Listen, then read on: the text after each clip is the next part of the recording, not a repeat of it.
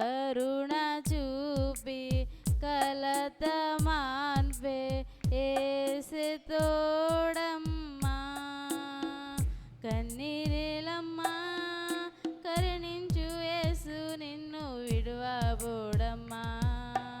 కలువరి పడుకమ్మా కరుణించు యేసు నిన్ను విడువబోడమ్మా.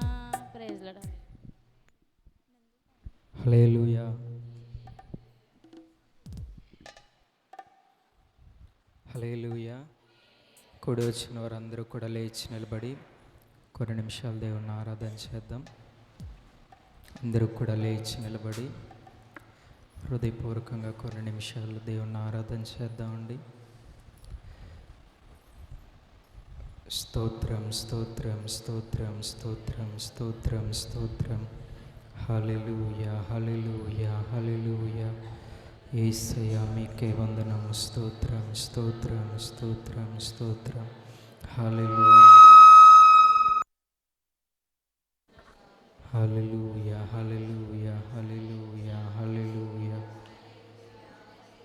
పరిశుద్ధుడా పరిశుద్ధుడా పరిశుద్ధుడా పరిశుద్ధుడా గొప్ప దేవుడా మీకే వందనాలు. స్తోత్రం స్తోత్రం స్తోత్రం స్తోత్రం స్తోత్రం స్తోత్రం స్తోత్రం స్తోత్రం స్తోత్రం స్తోత్రం.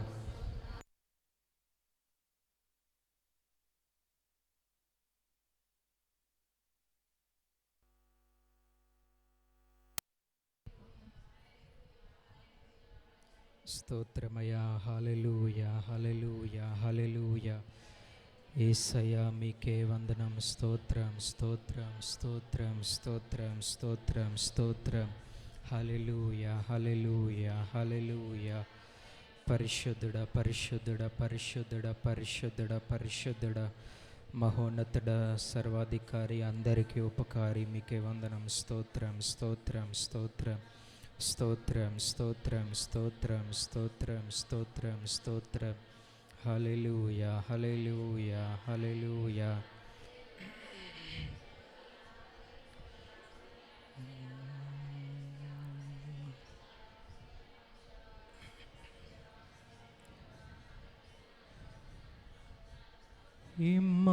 ఇమ్మానుయేలైనా నా దైవం నీవేగా.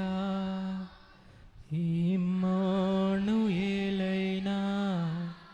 నా దైవం నీవేగా. యేసయ్యా నిన్ను చూడాలని ఆశ. మెస్సయ్యా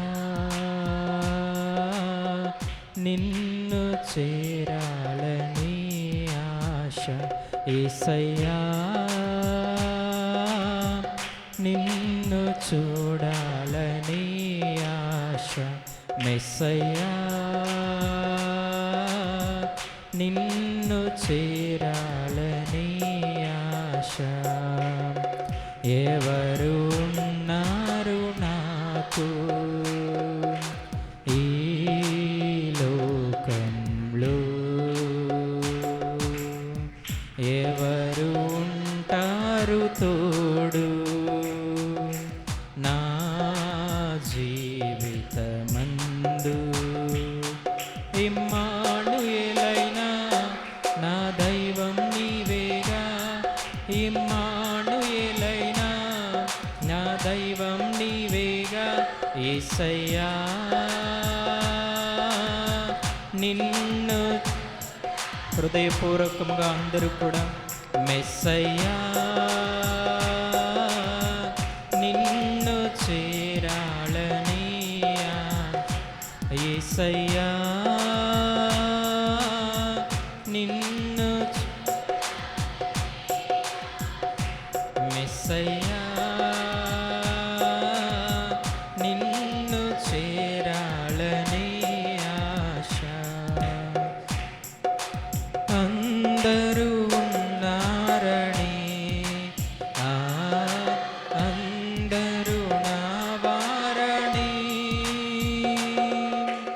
అందరూ ఉన్నారని అందరూ నా వారని.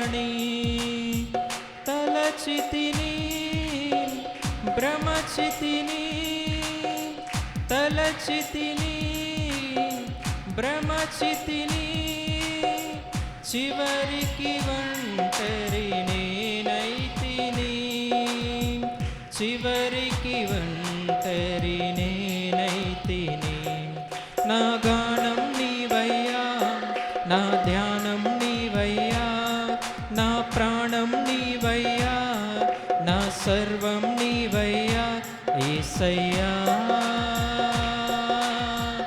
నిన్ను అందరూ కూడా హృదయపూర్వకంగా నిన్ను చేరాలని ఆశ యేసయ్యా నిన్ను చూడాలని ఆశ మెస్సయ్యా నిన్ను చేరాలని ఆశ అంధకారములో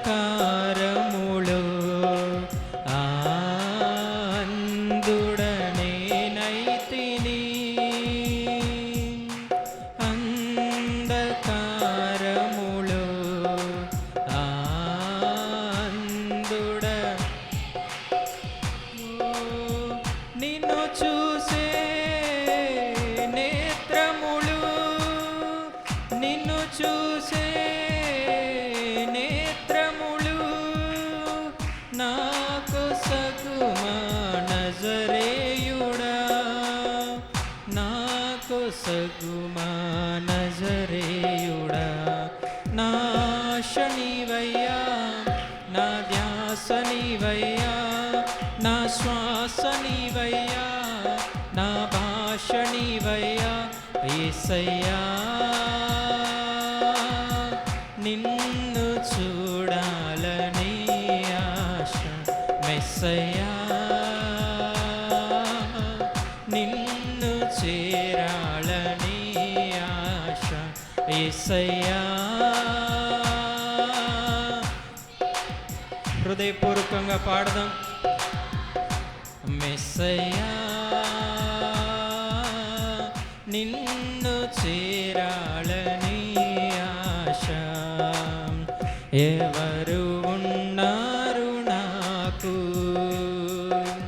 ఈ లోకంలో ఎవరు ఉంటారు తోడు నా జీవితమందు ఇమ్మానుయేలైనా నా దైవం నీవేగా ఇమ్మానుయేలైనా నా దైవం నీవేగా ఇమ్మానుయేలైనా నా దైవం నీవేగా ఇమ్మానుయేలైనా నా దైవం నీవేగా ఇమ్మానుయేలైనా నా దైవం నీవేగా ఇమ్మానుయేలైనా నా దైవం నీవేగా అందరూ కూడా మెల్లని స్వరాలతో హృదయపూర్వకంగా ఆయన ఆరాధన చేద్దాం మెల్లని స్వరాలతో అందరూ ఉన్నారని అందరూ నా వారని అందరూ ఉన్నారని అందరూ నా వారని తలచితిని భ్రమచితిని తలచితిని భ్రమచితిని చివరికి ఒంటరి నేనైతిని చివరికి ఒంటరి నా గానం నీవయ్యా నా ధ్యానం నీవయ్యా నా ప్రాణం నీవయ్యా నా సర్వం నీవయ్యా యేసయ్యా నిన్ను చూడ ఆమేన్ మెస్సయ్యా నిన్ను చేరాళనియా ఎవరు ఉన్నారు నాకు ఈ లోకంలో ఎవరు ఉంటారు తోడు నా జీవితమందు ఇమ్మానుయేలైనా నా దైవం నీవేగా ఇమ్మాను నా దైవం నీవేగా ఇమ్మానుయేలైనా నా దైవం నీవేగా ఇమ్మానుయేలైనా నా దైవం నీవేగా ఇమ్మానుయేలైనా నా దైవం నీవేగా ఇమ్మానుయేలైనా నా దైవం నీవేగా ఇమ్మానుయేలైనా నా దైవం నీవేగా ఇమ్మానుయేలైనా నా దైవం నీవేగా ఇమ్మానుయేలైనా నా దైవం నీవేగా. బిగ్గరగా చప్పట్లు కొడుతూ దేవుని నామాన్ని మహింపరుద్దాం. స్తోత్రం స్తోత్రం స్తోత్రం స్తోత్రం స్తోత్రం. ఆమేన్ ఆమేన్ ఆమేన్. అందరూ కూడా కూర్చుందాం, లైన్గా కూర్చుందాం.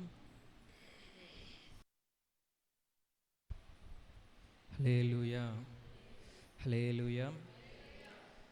గడిచిన 5 రోజులుగా దేవుని మందిరంలో మనందరం కూడా 21 రోజుల ఉపవాస దీక్ష కూడికలు గడిచిన 5 రోజులు దేవుడు మహిమకరంగా జరిగించారు.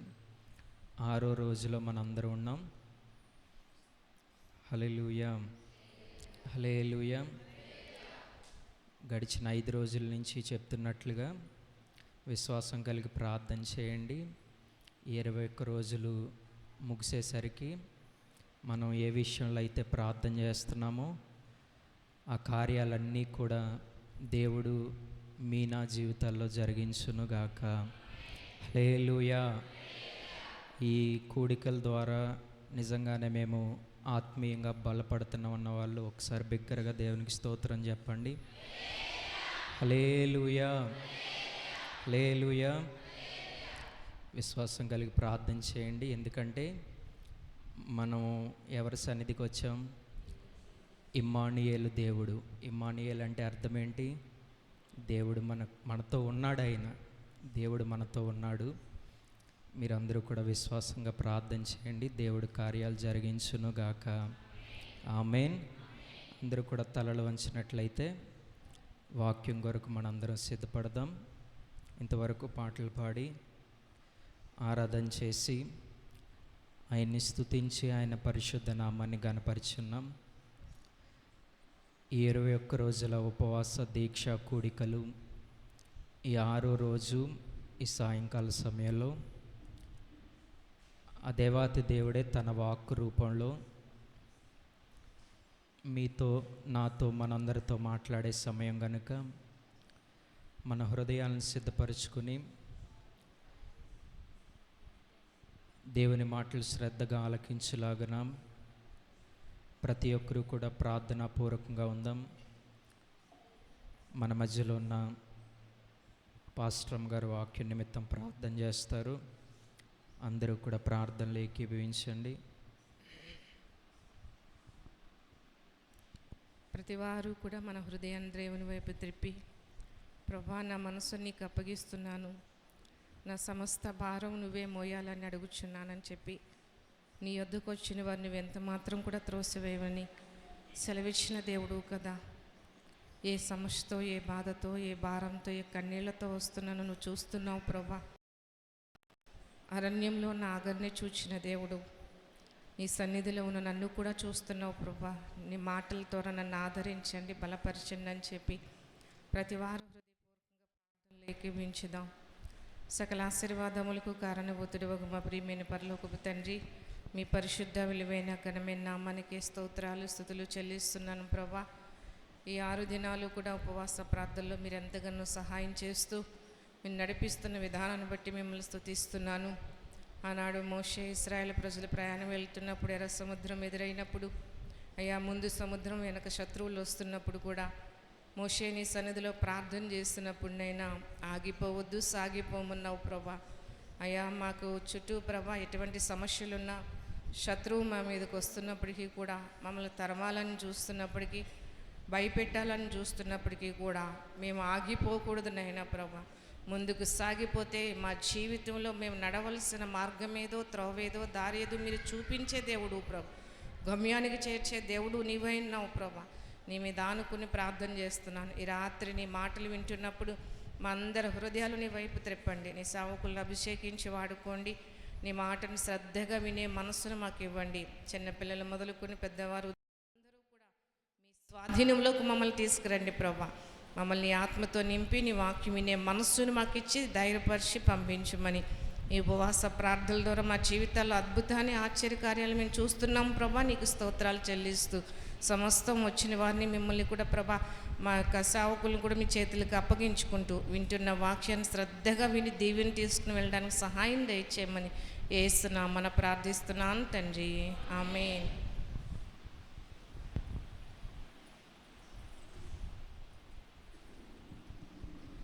హల్లెలూయా.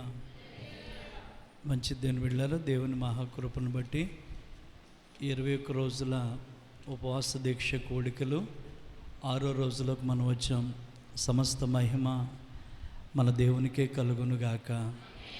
ప్రతిరోజు దేవుడు ఒక్కొక్క వాగ్దానాన్ని మనకిస్తూ మనందరితో కూడా దేవుడు మాట్లాడుతున్నాడు. ఈ వాగ్దానాలన్నీ కూడా నిశ్చయముగా మనందరి జీవితంలో దేవుడు నెరవేర్చునుగాక. ఆమేన్ చెప్పండి. అలాగే ఈరోజు మీలో చాలామంది ఇబ్బంది పడుతున్నారని ఫ్యాన్లు కూడా ఉదయం నుంచి వచ్చి మరి ఫ్యాన్లు బిగించి అన్ని ఏర్పాట్లు చేసి కొంతమంది ఇబ్బంది పడుతున్నారు.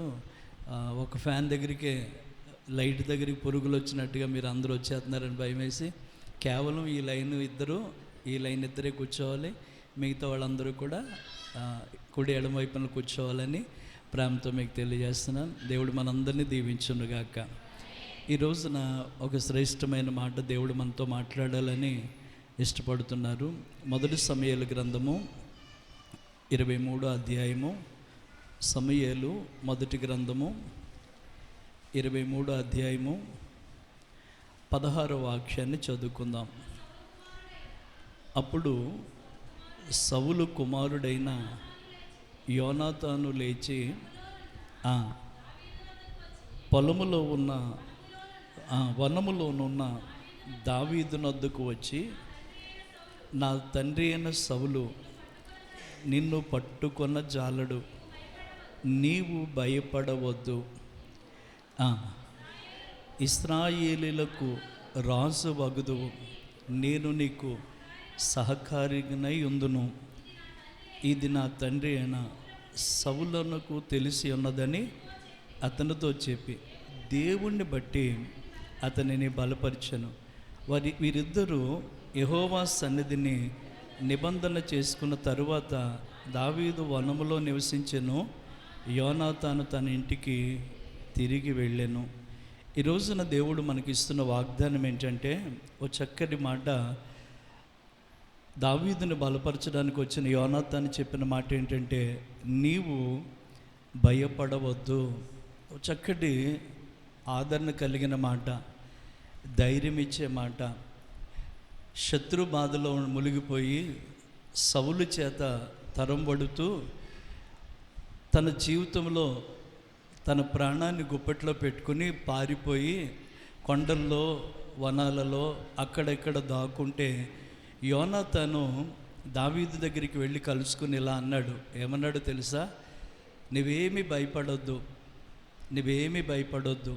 ఎందుకనంటే నా తండ్రి అయిన సౌలు నిన్ను పట్టుకోలేడు, ఎందుకు భయపడుతున్నావు, నువ్వు భయపడొద్దు అని యెహోవాను బట్టట అతను ఏం పరిచి వచ్చాడట?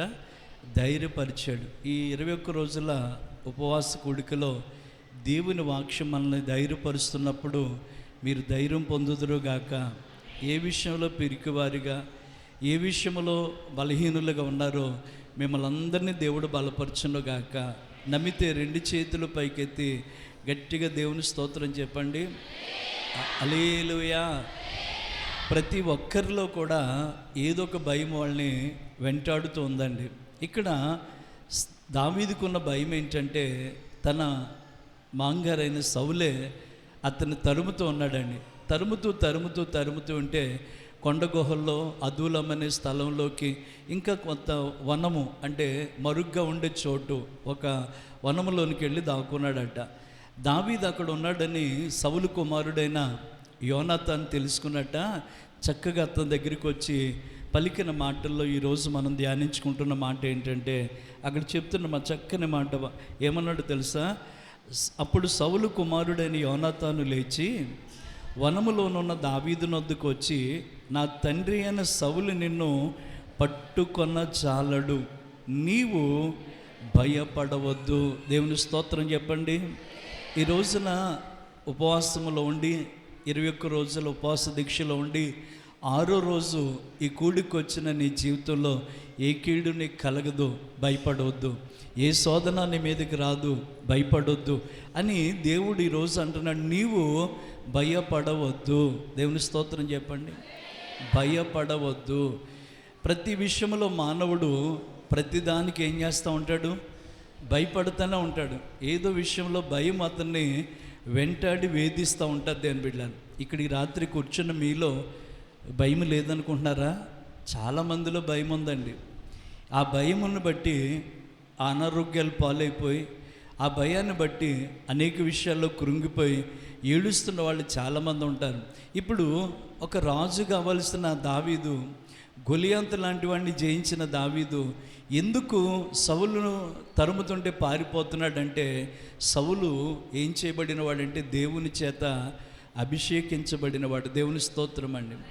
అంటే గొలియాంతును చంపిన దావీదుకి సౌలును చంపడం ఏమి అంత కష్టమేం కాదండి.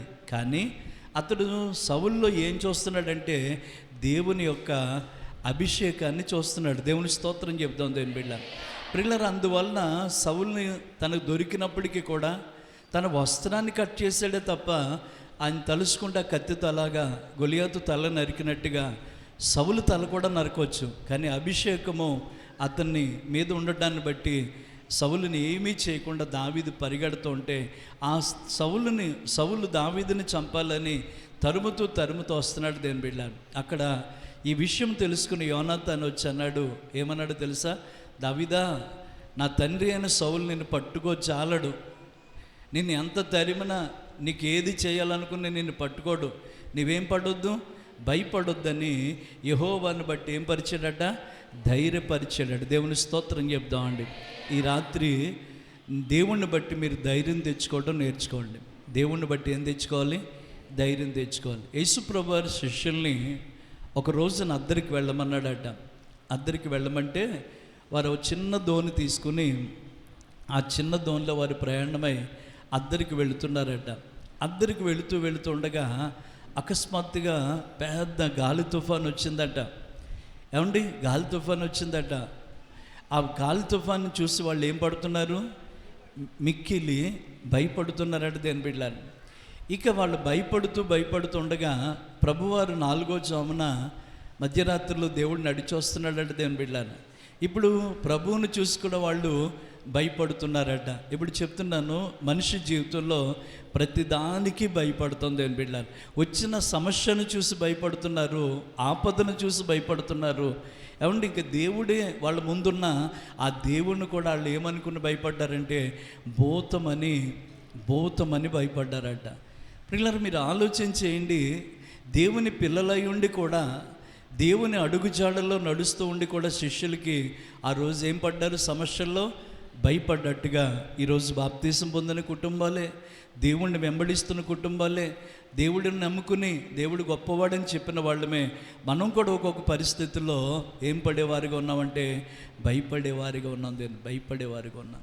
వాళ్ళు ఆ సమస్యను, గాలి తుఫాను చూసి భయపడమే కాకుండా ఆ నీటి మీద నడిచొస్తున్న యేసును చూసి వారు భూతమేమో అని భయపడగా, కేకలు వేయగా యేసు వారిని పలకరించి, ధైర్యం తెచ్చుకోండి, నేనే నేనే, భయపడకండి. గట్టిగా చప్పట్లు కొడతాను దేవుని బిడ్డ. ఈ రాత్రి కూడా నువ్వు భయపడొద్దు, నువ్వు భయపడొద్దు. కుటుంబంలో ఉన్న రోగాలను బట్టి భయపడొద్దు, కుటుంబంలో ఉన్న అప్పులను బట్టి భయపడొద్దు, నీకు ఎదురవుతున్న సమస్యలను బట్టి నువ్వు భయపడొద్దు. దేవుడు వారిని ఎదుర్కొని వెళ్ళి చెప్పిన మాట ఏంటంటే, ధైర్యం తెచ్చుకోండి, నేనే, భయపడకండి అన్నాడు. ఈ రాత్రి నీతో చెప్తున్నాడు తల్లి, కుమారుడా నీతో చెప్తున్నాడు, నువ్వేం పడొద్దని, భయపడొద్దని. ఒకవేళ ఏదైనా భయం నిన్ను వెంటాడుతూ ఉందేమో, ఒకవేళ ఆ భయాన్ని బట్టి నువ్వు ఇంకా కలవరపడుతున్నావేమో, యేసయ్య శిష్యులకి ఇచ్చిన వాగ్దానం నేటి వరకు మనందరి కొరకు అది నిలిచి ఉన్న వాగ్దానం. ఆయన వారితో చెప్పిన మాట, వారిని పలకరించి ధైర్యం తెచ్చుకోండి అని చెప్పి, నేనే నేనే, మీరేం పడొద్దు, భయపడొద్దు, భయపడొద్దని దేవుడు వారిని ధైర్యపరిచాడట. ఈ రాత్రి ఇక్కడ కూర్చున్న మీలో ఏ భయం కలిగి ఉన్నారో నాకైతే తెలియదు, కానీ నీవు ఆరాధిస్తున్న దేవుడికి, మనం ఆరాధిస్తున్న దేవునికి నువ్వు ఏ విషయంలో భయపడుతున్నావో అదంతా బాగా తెలుసు. ఆనాడు సౌలుకి భయపడి వనములోకి వెళ్ళి దాక్కున్న దావీదు వలె కష్టాలను చూసి, శ్రమలను చూసి పరిగెడుతూ భయపడుతున్నావేమో, ఒకవేళ నువ్వు భయపడొద్దు. ఇదిగో సముద్రం మీద లేచిన తుఫానుని, అలలను చూసి ఆనాడు శిష్యులు భయపడుతూ వచ్చారేమో, ఈ రోజున నిన్ను కూడా దేవుడు చెప్తున్నాడు, ఆయన ఉన్నాడు, నేనున్నాను, భయపడొద్దని చెప్తున్నాడు దేవుని బిడ్డలారా. ఇర్మియా గ్రంథంలో 46వ అధ్యాయము 28వ వచనంలో ఎందుకు భయపడొద్దు అంటున్నాడు దేవుడు. అమ్మ ఇర్మియా గ్రంథము 46:20 చదువురా. నా సేవకుడైన యాకోబు భయపడకు, ఇశ్రాయేలు జడియకు, నిన్ను రక్షించుచున్నాను, నీ సంతతి వారిని రక్షించుచున్నాను. ఎవ్వరి భయము లేకుండా యాకోబు తిరిగి వచ్చును, నెమ్మది నొందును.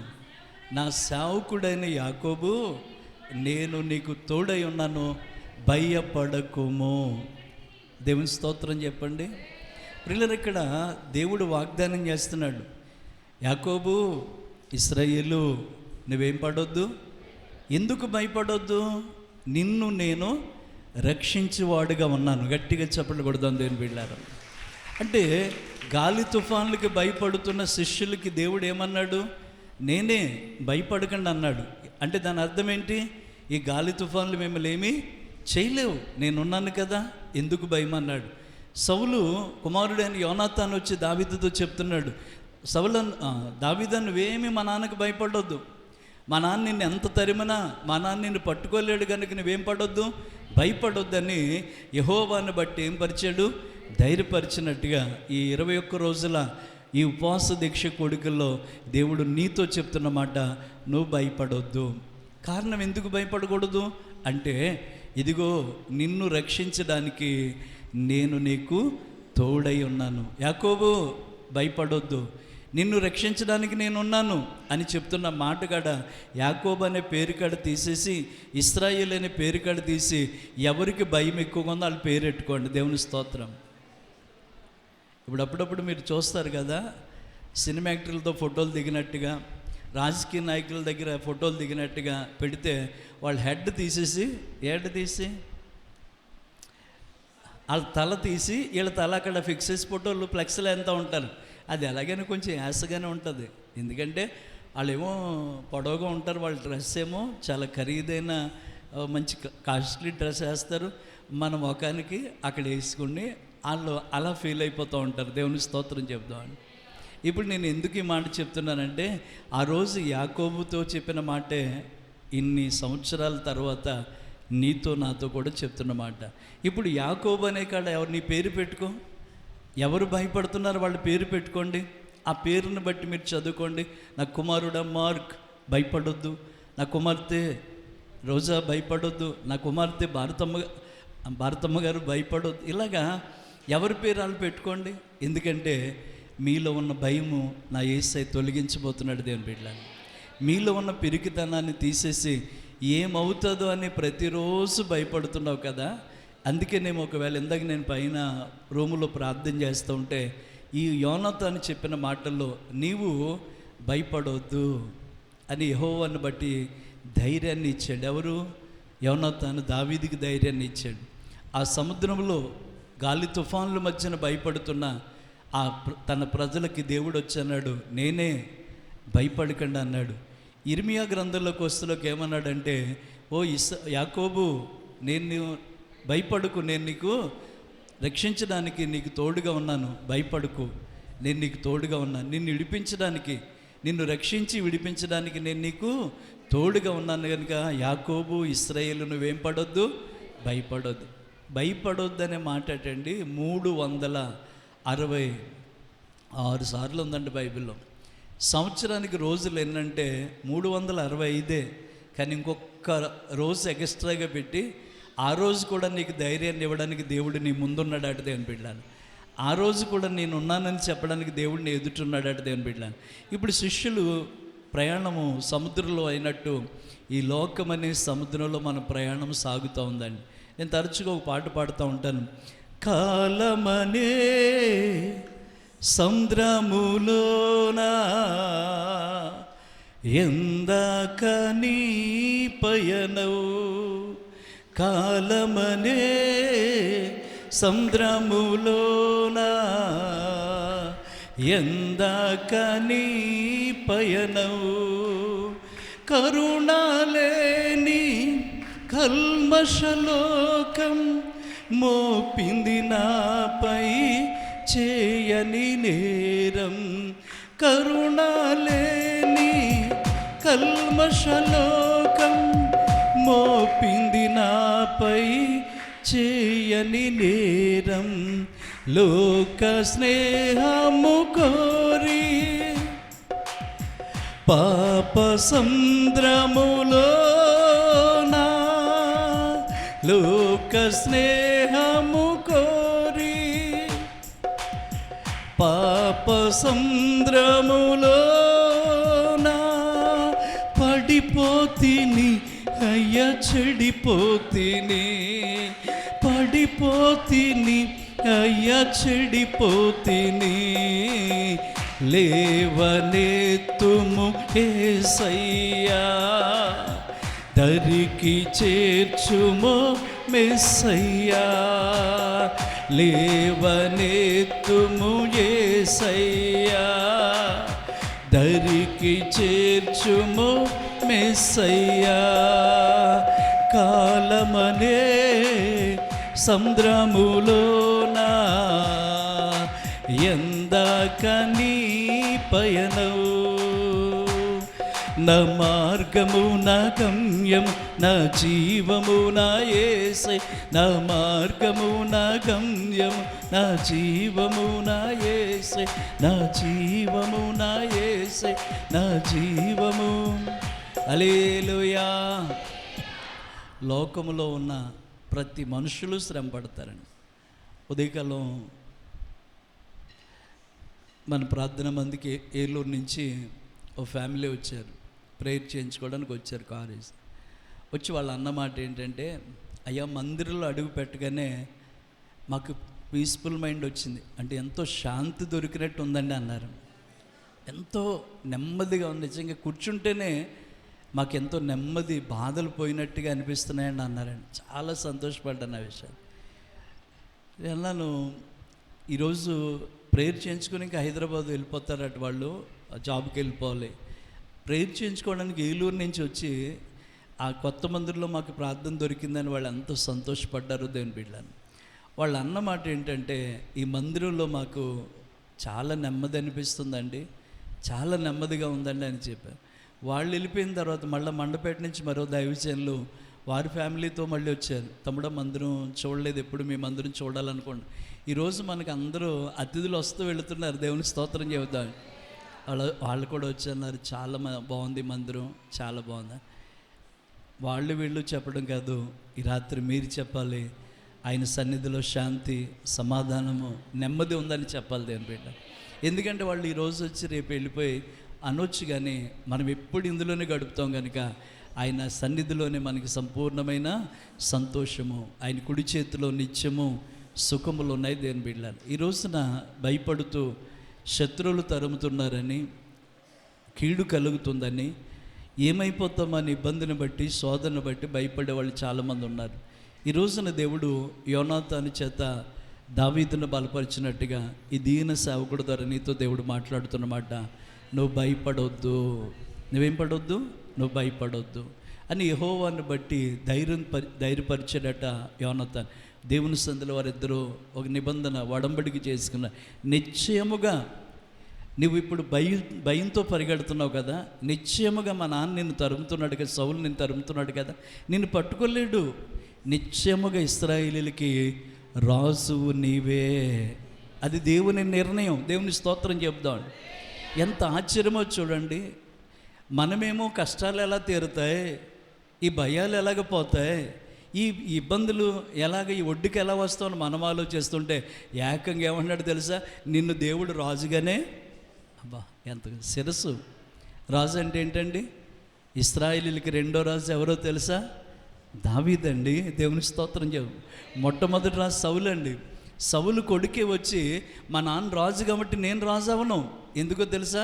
నన్ను కాదు దేవుడు రాజుగా నియమించాలన్న ఆలోచన కలిగింది, నిన్ను చేయాలనుకున్నాడు. అలాగా నువ్వు నిశ్చయముగా రాజు అవుతావు, నేను నీకు సహకారిని అవుతాను అన్నాడు. దేవుని స్తోత్రం చెప్తాను. అసలు రాజుగారి తర్వాత కొడుకు ఏమవ్వాలి? కానీ ఆ కొడుక్కి కూడా తెలిసింది దావీదే రాజు అవుతాడు. ఎందుకని? దావీదు దేవునికి ఇష్టమైన హృదయం కలిగిన వాడు, దావీదు దేవుడిని భయం కలిగిన వాడు అని చెప్పి ఆ మాట చెప్పి అన్నాడు, మా నాన్న నిన్ను ఎంత తరిమినా నిన్ను పట్టుకోలేడు కనుక నువ్వేం పడొద్దు, భయపడొద్దు, నిశ్చయముగా ఇశ్రాయేలుకి నువ్వేమవుతావు, రాజు అవుతావు, నేను నీకు సహకారం అవుతాను, నీ దగ్గర ఒక పనివాడిలాగా ఉంటాను నేను. ఇది నిశ్చయంగా దేవుడి ఏర్పాట్లో ఉందన్నాడు దేవుని బిడ్డ. మన పిల్లల విషయంలో కూడా అనుకుంటాం కదా, వాళ్ళ పిల్లలు బాగున్నారు, వీళ్ళ పిల్లలు బాగున్నారు అనుకుంటే, మీకు విషయం చెప్పనా దేవుని బిడ్డలారా, మన ఆలోచనల కంటే దేవుని ఆలోచన ఎంతో గొప్పది దేవుని బిడ్డలారా. మన తలంపుల కంటే దేవుని తలంపు ఎంతో ఉన్నతమైనదని దేవుని వాక్యం చెప్తుంది దేవుని బిడ్డ. కానీ ఎలా సాధ్యం అవుతుందంటే, దావీదు నడిచినట్టుగా మనం నడవాలి, దావీదు జీవించినట్టుగా మనం జీవించాలి. ఇలాగ ఈ విషయము ఆ నోట ఈ నోట సౌలు రాజుకి తెలిసిందట. సౌలు రాజుకి తెలిస్తే వెంటనే సౌలు ఏం చేశాడో తెలుసా అండి? ఈ 23వ అధ్యాయం 25వ వచనంలో చూసి, సౌలు అతన్ని జనులను తన వెనక బయలుదేరిన మాట దావీదు విని కొండ శిఖరము దాకా అరణ్యమందు నివాసము చేశాను. సౌలు అది విని దావీదును తరమబోయెను. అయితే సౌలు పర్వతముల తట్టును, దావీదుని అతని జనులు పర్వతము తట్టును పోవుచుండగా దావీదు సౌలు దగ్గర నుండి తప్పించుకుని పోవలెనని త్వరపడుచుండెను. సౌలు అతని జనులను, దావీదు అతని జనులను పట్టుకొనవలెనని వారిని చుట్టుకొనిరి. ఇక రౌండప్ చేశారు. దేవుని స్తోత్రం అండి.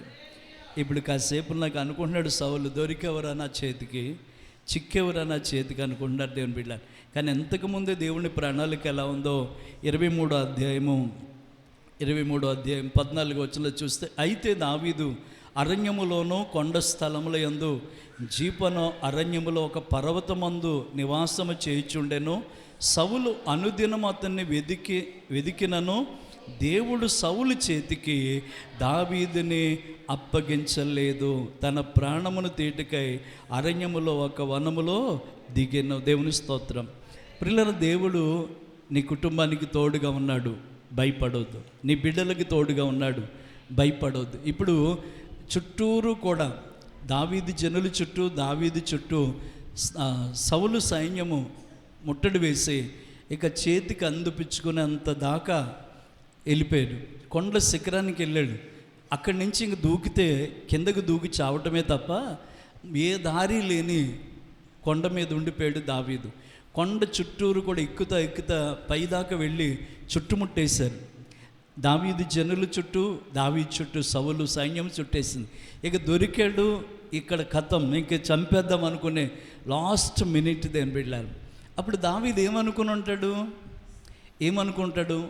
మనలాగే కూడా భయపడ్డా? మనలాగే ఒకవేళ అనుకున్నాడంటే మనిషి అన్నాక ఎవరికైనా ఏమొస్తుంది, ఇంకా అయిపోయింది నా జీవితం అనుకున్నాడు. కానీ దావీదుని భయపడకుండా దావీదుకి తోడై ఉన్న దేవుడు ఒక అద్భుతమైన కార్యం చేశాడు. ఇక దావీదుని కొడదాము, దావీదుని నరుకుదాము అనుకుని సౌలు అనుకుంటుండగా సౌలు ఇంటికాడి నుంచి ఒక దూత వచ్చి ఏమన్నారో చూసారా? అక్కడ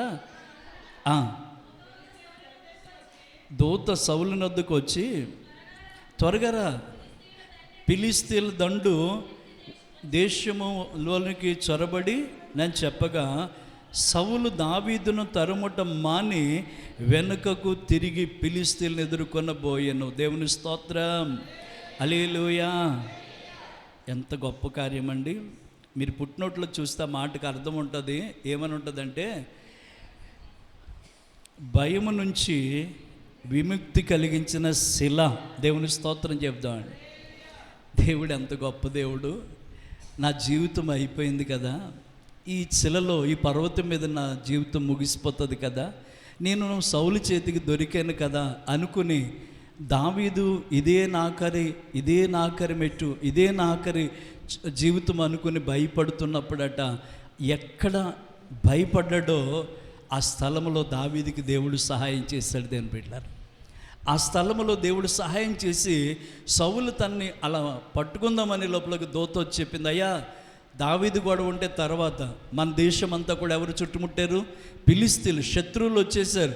ఇప్పుడు దావీదు కాడ మనం కూర్చుంటే మన దేశాన్ని వాళ్ళకి పట్టుకుపోతారు అని చెప్పగా అక్కడ చదివిన మాట ఏంటంటే, సౌలు దావీదును తరుముట మాని వెనక్కి వెళ్ళాడట ఒక శిల, ఒక పర్వతం దగ్గర. ఆ శిలకి ఏమని పేరు పెట్టారో తెలుసా? దావీదు భయము నుంచి విముక్తి పొందిన శిల. గట్టిగా చప్పట్లు కొడతాం దేని బిడ్డలారా, హల్లెలూయా. నీ జీవితంలో ఒక అద్భుతమైన కార్యాన్ని దేవుడు దాచిపెట్టాడు దేని బిడ్డలారా. మన జీవితంలో ఒక అద్భుతమైన మేలు చేస్తాడు దేని బిడ్డలారా. అయ్యా నేను ఈ అప్పుల్లో మునిగిపోయి ఉన్నాను, ఈ రోగంలో మునిగిపోయినాను, వీటిలో ఉన్నాను అని నువ్వు ఎంత భయపడుతున్నావో ఆ భయపడే ప్రదేశంలో నిన్ను భయపెట్టే వాళ్ళకి భయం పుట్టిస్తాడు దేని బిడ్డలారా. ఎంత ఆశ్చర్యం చూడండి. వెంటనే దగ్గరికి వచ్చినోడు వదిలేసి వెనక్కి తిరిగాడు దేని బిడ్డలారా. అక్కడ ఆ శిలకి ఒక్కొక్క పేరు, అక్కడ ఒక రాతికి ఒక పేరు, యాకోబు తలగడగా చేసుకున్న రాయికి ఒక పేరు, సమూయేలు నిలబెట్టిన రాయికి ఒక పేరు, ఇక్కడ దావీదు ఎక్కిన శిఖరపు శిలకు ఒక పేరు. ఈరోజు నువ్వు దేవుని మాట వింటుండగా ఎబెనేజర్ వల్లే నీకు సహాయం చేస్తాడు. బేతేలు దేవుడిగా నీకు తోడే ఉంటాడు. నీకు భయము కలిగిస్తున్న ప్రదేశంలో దేవుడు నీకు తోడుగా ఉంటాడు దేని బిడ్డలారా. అంత ఆశ్చర్యం అండి. పుట్టినోట్లో చక్కగా రాసిన మాట చూస్తే నా హృదయంలో చాలా ఆనందం కలిగింది దేని బిడ్డ. అక్కడ ఏం రాస్తుందంటే, అనగా భయము నుంచి విముక్తి శిల, భయము నుంచి విముక్తి దావీదుకి కలగజేసిన స్థలం. 21 రోజుల్లో నీ భయాన్ని నుంచి దేవుడు నీకు విముక్తి ఇవ్వబోతున్నాడు. నీ కన్నీళ్ళ నుంచి నీకు విముక్తి ఇవ్వబోతున్నాడు. నువ్వు పడుతున్న పరిస్థితులు, కష్టము, వేదన, శోధనలన్నీ దేవుడు వాటి నుంచి నీకు విముక్తి ఇవ్వబోతున్నాడు దేని బిడ్డ. అందుకేనండి ఈ ప్రయాస. చాలా భారం అనిపించిన, చాలా సంతోషం అనిపిస్తుంది దేని బిడ్డ. అలా ప్రార్థన చేసుకుంటుంటే ఎన్ని గొప్ప కార్యాలు చూడబోతున్నాము దేని బిడ్డలారు. ఇప్పుడు దావీదుకి భయం వేసిందా? భయం నుంచి విముక్తి వచ్చిందా? ఏం చేశాడు దేవుడు? శత్రువుని వెనక్కి మళ్ళించాడు. నీ శోధనలన్నీ వెనక్కి వెళ్ళిపోతున్నాయి, గాలి తుఫాన్లు అణిచివేయబడుతున్నాయి. ఎందుకని? దేవుడు వాగ్దానం చేశాడు, నేనే, భయపడొద్దు. మా నాన్న నేను ఎంత తరిమన నేను చెయ్యి అయినా వేయలేడు నీ మీద, భయపడొద్దు అన్నాడు దేని బిడ్డ. అందుకే కదా యెషయా గ్రంథం 41 అధ్యాయంలో ఓ చక్కని మాట ఉంటుంది. ఏమని రాసి ఉంటుందంటే, భూదిగంతాల నుండి, అది చూడండి ఆ మాట, యెషయా గ్రంథం 41 అధ్యాయము 9-10 వచనాలు చదువుదాం. భూదిగంతాల నుండి దాన్ని పట్టుకుని దాన్ని కొనల నుండి పిలుచుకునేవాడా, నీవు నా దాసుడు అని నేను నిన్ను ఉపేక్షించి ఏర్పరచుకుంటున్నానని నేను నీతో చెప్పి ఉన్నాను, నీకు తోడై ఉన్నాను, భయపడవద్దు. నేను నీకు దేవుడే. ఒకసారి గట్టిగా చప్పట్లు కొట్టండి. ఇంత చక్కటి వాగ్దానాన్ని దేవుడు మనకి ఇస్తున్నాడమ్మా. కుటుంబం ఇలా ఉంది, బిడ్డలు ఎలా ఉన్నారు, భర్త ఇలా ఉన్నాడు, భార్య ఎలా ఉంది, రోగాలు ఎలా ఉన్నాయి, అప్పులు ఎలా ఉన్నాయి, సమస్యలు ఎలా ఉన్నాయని ఏదో విషయంలో మీరు ఏం పడుతున్నారు? ఆ భయం నుంచి విముక్తి కలిగించి దేవుడు నీకు ఉన్నాడు. దేవుని బిడ్డలారా, ఆ భయం నుంచి నీకు విముక్తిని ఇవ్వాలని దేవుడు ఆశపడుతున్నాడు. దావీదు దేనికైతే భయపడ్డాడో ఆ భయం నుంచి విముక్తినిచ్చి ఆ శిల దగ్గర, ఆ పర్వతం మీద దావీదుకి దేవుడు సహాయం చేశాడు. నట్టనడి సముద్రంలో గాలి తుఫాను చేత కొట్టబడి భయపడుతుంటే ఆ ప్రజల మధ్యకి వెళ్ళి అన్నాడు, నేనే, భయపడకండి అన్నాడు. ఇదిగో నిన్ను ఏర్పరచుకున్నాడు, నిన్ను ఉపేక్షించి ఏర్పరచుకున్నాడు కనుక నిన్ను భూదింగతాల నుండి, ఆయన కొనల నుండి నిన్ను చేయి పట్టుకున్నాడు కనుక నీవేమీ భయపడక్కర్లేదు. ఎందుకని? నేను నీకు తోడై ఉన్నాను, నేను నీ దేవుడనై ఉన్నాను. ఎంత ఆశ్చర్యకరమైన మాట అండి. ఇంత గొప్ప మాట మనం ఎంత వెతికినా దొరకదు దేవుని బిడ్డలారా. కనుక ఈ రాత్రి 6వ రోజులోకి వచ్చేసాం. మరి 6 రోజులు ఏ విషయంలో మీరు భయపడ్డారో నాకు తెలియదు, కానీ నిశ్చయంగా దేవుడు మీ పట్ల ఒక అద్భుతమైన కార్యం చేయబోతున్నాడు. మీ కుటుంబంలో ఉన్న భయము నుంచి విముక్తిని ఇవ్వబోతున్నాడు దేవుని బిడ్డ. భయము నుంచి విడుదల ఇవ్వబోతున్నాడు. ఎందుకని? దేవుడు మనకేమై ఉన్నాడు? తోడై ఉన్నాడు. ఆయన భయపడవద్దని వాగ్దానం చేస్తున్నాడు దేవుని బిడ్డ. అప్పుడు శిష్యులందరూ భయపడుతున్నారు. దేన్ని చూసి? ఆ పెద్ద తుఫాన్ని చూసి. యేసు ఏం చూసి బోతుమని భయపడ్డాడు. నేనే, భయపడకండి అని చెప్పి ఆయన ఏమెక్కాడు? దోనెక్కి గాలి తుఫాన్లు ఏం చేశాడమ్మా? గద్దించాడు. అప్పుడు వారి కోరిన రేవు కట్ట ఆ దోని వెళ్ళిందట దేవుని బిడ్డలారా. దేవుని స్తోత్రం అండి.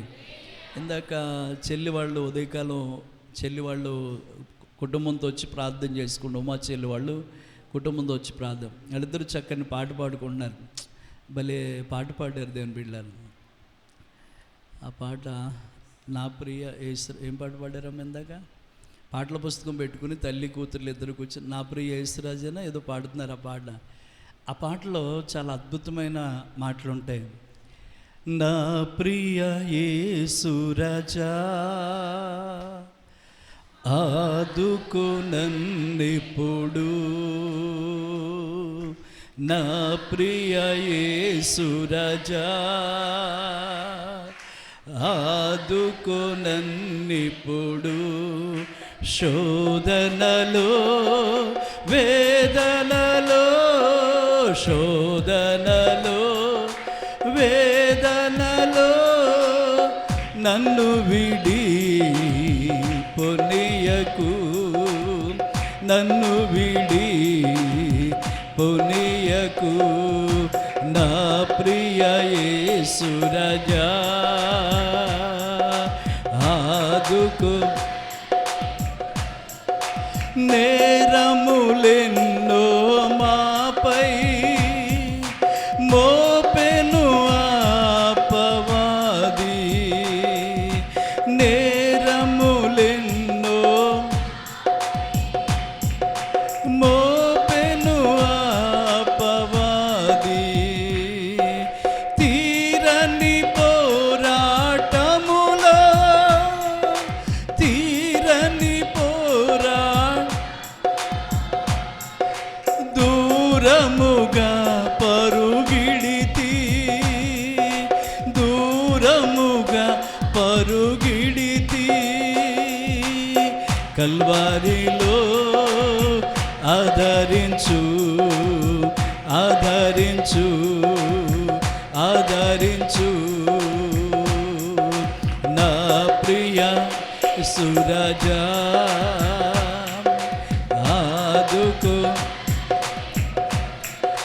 నా ప్రియ యేసురా. అందరూ నోరారా చెప్దాం ఈ మాట. ఆదుకో,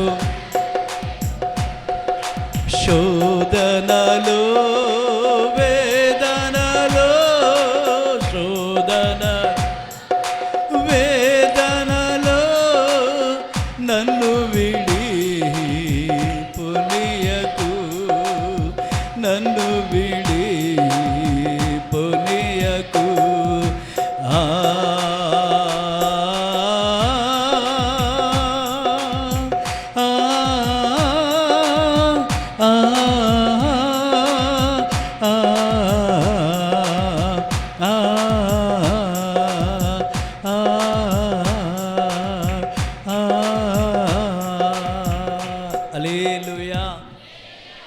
భయపడద్దు. నీ భయాన్ని విముక్తించి నీ ఆశలు తీర్చి నీ అద్దరికి చేర్చే దేవుడు నీకున్నాడు కనుక భయపడొద్దు. ఆ క్షణాల్లో దొరికేసే దావీదుని దేవుడు ఎలా కాపాడాడు? ఆ శిలకి ఏమని పేరు పెట్టారంటే విముక్తి. ఏంటండి? భయము నుంచి విముక్తినిచ్చే శిల, పర్వతం. అక్కడ విముక్తి వచ్చిందండి. ఈరోజు నువ్వు కూడా ఏ భయముతో పరిగెడుతున్నావో, ఏ ఆందోళనలో ఉన్నావో, ఏ కలవరాల మధ్యన ఉన్నావో, నీకు ఈ రాత్రి దేవుడు చెప్తున్నమాట, మనకి ఈ రాత్రి దేవుడు చెప్తున్నమాట, నీవు భయపడవద్దు, నీవు భయపడవద్దు. నీ భయము నుంచి నేను దేవుడు విముక్తి. విముక్తి అంటే ఏంటి? విముక్తి అంటే ఇంకా బాధ అంతా పోయినట్టు, దరిద్రం అంతా పోయింది. దేవుని స్తోత్రం చెప్తాను. దేవుడు అటువంటి విముక్తిని నీకు ఇవ్వబోతున్నాడు. దేని నీ భయము నుంచి నీకు విముక్తిని ఇవ్వబోతున్నాడు. వారు భయపడ్డారు శిష్యులు, వారి భయాన్ని నుంచి వాళ్ళకి విముక్తినిచ్చి వారి కోరిన రేవుకి తీసుకెళ్ళాడు. ఇదిగో దావీదు సౌలుకి భయపడ్డాడు, సౌలుకి నుంచి దావీదుకి భయము నుంచి విముక్తినిచ్చాడు. ఈ రోజున మనము దేనికి భయపడుతున్నామో వాటన్నిటి నుంచి దేవుడు విముక్తినిచ్చి ప్రభు మనల్ని ముందుకు నడిపించాలనుకున్నాడు. అలాంటి కృప ఈ 6వ రోజు కూడా వచ్చిన మీ అందరి కుటుంబాలకి నా దేవుడు అనుగ్రహించునుగాక, నా దేవుడు దయచేయనుగాక. ఒక చిన్న ప్రార్థన చేద్దాం. ప్రేయర్ రిక్వెస్ట్లు ఉన్నాయి కనుక ఇంకా 10 నిమిషాలు ముందుగానే నేను వాక్యాన్ని ఆఫ్ చేశాను. ఈ ప్రేయర్ రిక్వెస్ట్లు చదువుతున్నప్పుడు అండి, ఎవరి పేరైతే చదువుతామో వాళ్ళు స్టాండప్ అంటే చెప్పరా పూజలకి నిలబడాలి. వెరీ గుడ్, దేవుని స్తోత్రం. అంటే వాళ్ళు దేవుని దగ్గర చెప్పుకుంటున్నట్టు అన్నమాట. మేమేమో నిలబడి చెప్తుంటే మీరేమో మహారాణిలా అని కాదు, మేము కూడా ఉన్నామండి, యేసయ్య మేము వచ్చామండి అని మీరు నిలబడి ప్రార్థనలో ఏకీభవించాలి. మిగతా వాళ్ళందరూ కొంతమంది ఏకీభవించవచ్చు, కొంతమంది నాకెందుకులే వాళ్ళ గురించి చేస్తున్నారులే అనుకుంటారు. అలా కాకుండా నయ్యా ఇది నా అవసరమే, ఇది నా పేరే, ఇది నా కుటుంబం కొరకే అని చెప్పి మీరు ఆ ప్రార్థన చేస్తున్నప్పుడు మీరు ఏం చేయాలండి? లేచి నిలబడాలి. దేవుడు మీకు ఇచ్చిన వాగ్దానం ఏంటి ఈ రోజున? నీవు భయపడొద్దు, నీవు భయపడొద్దు, నీవు భయపడొద్దు. ఎందుకని? నేను నిన్ను విడిపించడానికి నీకు తోడై ఉన్నాను కనుక, నీ బాధలు, నీ భయం నుంచి నీకు విముక్తిని కలుగజేయవాడిని కనుక మీరు భయపడొద్దని దేవుడు మనతో మాట్లాడాడు. ఇప్పుడు ఈ ప్రార్థన చేస్తున్నప్పుడు ఎవరి పేరైతే చదువుతామో ఆ ఫ్యామిలీ టోటల్గా భార్య భర్తలు ఉన్న పిల్లలతో ఉన్న అందరూ ఫ్యామిలీ అంతా నుంచోవాలి. అలా వరుసగా ఈరోజు ప్రేయర్ రిక్వెస్ట్లో ప్రార్థించేద్దాం. వీలైతే మోకరించండి, వీలైన వారు తలలు వంచి ఎక్కడున్న వాళ్ళు అక్కడ ప్రార్థనలోకి భవిందాం. మొదటిగా కామన్ సతీష్ బాబు వాళ్ళ కుటుంబం గురించి ప్రార్థన అవసరం. ప్రియా తమ్ముడు కామన్ సాయి ముందు మనకి ఈ 5 నిమిషాలు దేవుణ్ణి మనం స్తుతిందామండి. ఇంకొక అవసరం ఉండ బుక్కి లేమా?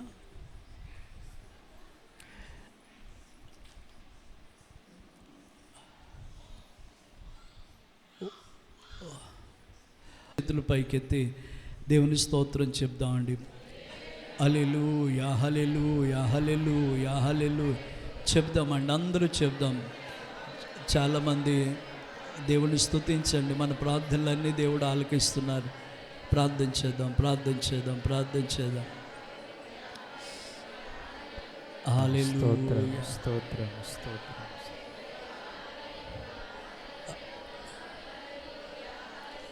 Praise the lord.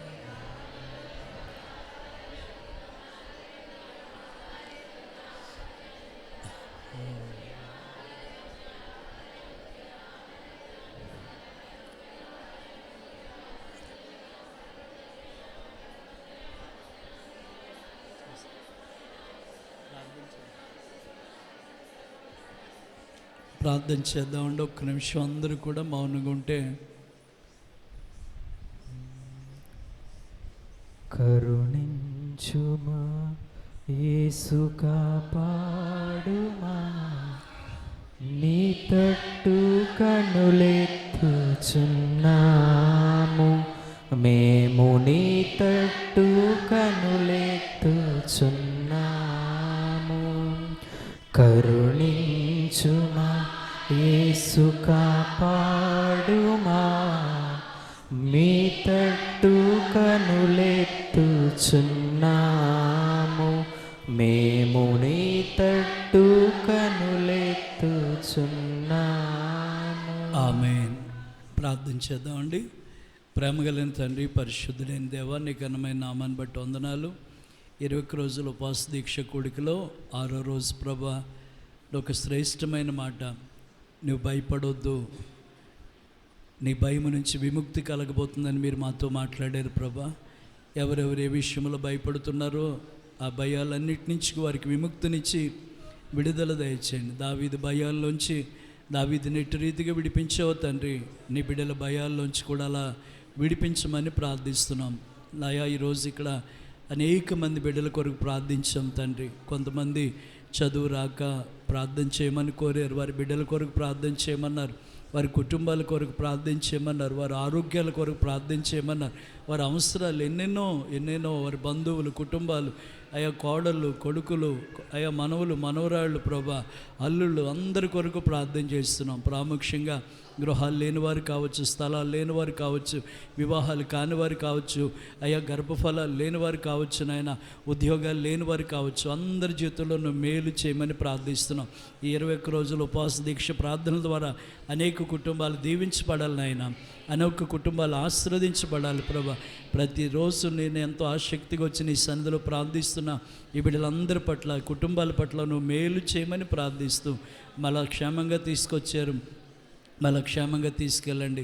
రేపు పునరుద్ధాన విశ్రాంతి ఆరాధనలకు మమ్మల్ని సిద్ధపరచమని, ఎన్నికలైన మా కుటుంబాన్ని, మా ప్రియ సంఘ బిడ్డలందరి కుటుంబాల్ని, మా గ్రామస్తుల్ని, మందిరం చుట్టుపక్కల ఉన్న ప్రజలందరి కుటుంబాల్ని ఆయురారోగ్యాలతో నింపి సుఖశాంతులతో ఉంచి నీ కృప, భద్రత, క్షేమాన్ని దయచేయమని, ఈ మందిరంలో అడుగుపెట్టిన ప్రతి కుటుంబము దీవించబడి వెళ్ళాలి. ఈ మందిరంలో అడుగుపెట్టిన ప్రతి కుటుంబము దీవించబడి వెళ్ళాలి. అలాంటి కృపను మీరు దయచేయమని, సమస్త మహిమ, ఘనత, ప్రభావాలు మీకు ఆరోపణ చేస్తూ యేసయ్య శక్తి కలిగిన నామాన అడిగి ప్రార్థన చేస్తున్నాము తండ్రి. ఆమేన్. మన తండ్రి యొక్కయు కుమారుడైన యేసుక్రీస్తు యొక్కయు పరిశుద్ధాత్మ కన్యుని సహవాసము, సన్నిధి, తోడ్పాటు మనందరి కుటుంబాలకి తోడేయచ్చునుగాక. ఆమేన్, ఆమేన్, ఆమేన్. అందరికీ వందనాలు. దేవుని కృప మనకు తోడేయచ్చునుగాక. కొంతమంది మాకు చదువు లేదండి, మేము రాయడం తెలియదు, ప్రార్థన చేయమంటున్నారు. అలాంటి వారు చదువుకున్న వాళ్ళ చేత మీ అవసరం ఎలా అంటే ఇంకెంతసేపు స్పెండ్ చేయకుండా ఈ పాత అన్నీ చేస్తాం కాబట్టి రేపటి నుంచి కొత్త